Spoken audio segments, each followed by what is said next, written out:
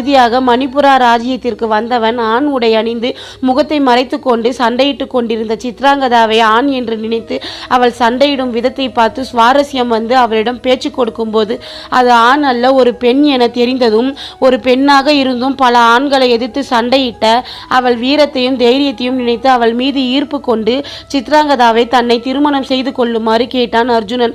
அதற்கு சித்ராங்கதா தன் தந்தையிடம் அனுமதி கேட்க சொல்லவே மணிப்புராவின் மன்னனான சித்திரவாகனனை சந்தித்து சித்ராங்கதாவை தனக்கு திருமணம் செய்து வைக்க சொல்லி அவரது சம்மதம் கேட்டான் அர்ஜுனன்.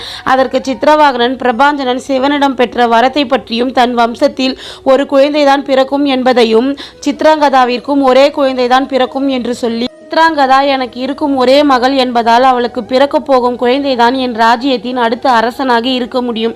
இந்த திருமணத்திற்கு நான் சம்மதித்தால் என் மகள் சித்ராங்கதாவிற்கு பிறக்கப் போகும் குழந்தையின் மீது உனக்கு இருக்கும் உரிமையை நீ விட்டு கொடுக்க வேண்டும். இந்த